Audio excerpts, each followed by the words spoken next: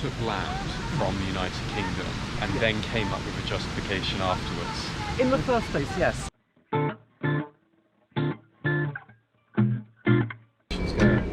Hello. Welcome back to the Daily Vlog with me, Sebastian Moore. Up with Holly.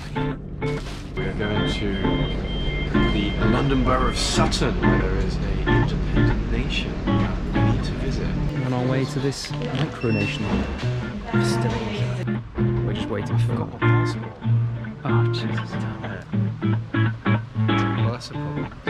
Right, it's nice to meet you. Yeah, What should we call you? Well, formally it's Your Imperial Majesty, but sort of, you can call me Jonathan. That's absolutely fine. Jonathan, Your Imperial in a Majesty. diplomatic setting. When did you first have the idea? We did try and justify it on the basis of national self-determination. That, you know, we as a family unit have these attributes which are also given to nations, such as a common ethnicity, location, language. Obviously, so do lots of people around us, but for the purposes of argument, let's just say we are our own nation. We don't go out trying to expand, but we are happy for people to join. You know, the more the merrier. Do you know how many countries people have come from to join? The UK, the United States, Canada, Argentina, France, Czech Republic, India, Thailand, Australia, Algeria, Ukraine, a good dozen or so. Does everyone here in this park today, do they know that they're in a foreign country? Oh no, I think we're the only ones who probably do, unless any of our sort of old school friends around. And you have freedom of movement. Oh yeah, we can't, well we couldn't Territories. even if we tried to stop it. Have you ever been recognised out and about? Oh yes, a few times, just by people who've That seen you- me in the paper or something. Really, that you didn't know? Yeah, people who I haven't recognised. Everyone's second favourite local eccentric, apparently. The first favourite being Wizard Man. But, apparently I'm the Who's second. that? So it's a guy who's a druid and walks around like a cape and stuff. He's the most recognisable local resident. You but started your own nation apparently I'm and the you're second. only the second most eccentric person in the Yep, neighbourhood. apparently so. Now, the UK government, in this act of sedition or secession, they haven't stripped you of your citizenship. Well, They allow you no, to travel freely on the yes, territory of well, the We UK. told them we were declaring independence 3 different times, and they never replied, so it must be fine with them. How did you submit these declarations of So the independence? first one was an email to our local MP. Mhm. The second 2 were letters, one to the Home Office, one to 10 Downing Street, and we never got a response. So our argument was, well, we've told them, if you don't want to stop us, there we go. Well, you're clearly okay with it. And then we had the actual meeting with the MP in May 2011, and he then went on record to the local paper saying, "I wish them luck," or "I wish them well," something along those lines, which we've seized on and said, this counts as recognition. Do you consider yourself on par with the Queen, for instance, as head of state of your own nation? Well, yes, as a sovereign monarch, we would consider ourselves on an equal level in that sense. So you're over and above. a citizen of her kingdom, but she's not one of yours yet. Yes. Yeah, well, we live in So hope, you but insist on all every the continent continents? except for Antarctica, and we almost got to Antarctica once. Really? Wow. If you have Australasian citizens around the planet, do you think there's one thing that sort of unites you? Well, that's a very good question, because other than loyalty to the throne, not really.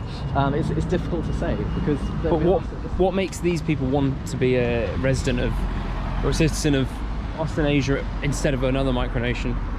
I think Australasia does have the fame aspect to it. Often we're the first one you find, or one of the first ones. Yeah. But also there is an element of participation. There are lots of different ways people to get involved with Australasia and different ways to run a territory. No, there are some micronations larger than us, but I mean probably not many, maybe 5 or 6 in terms of active populations larger than ours. And do you ever have meetings where every Australasian meets? No, it would be great to do that, online but, or something.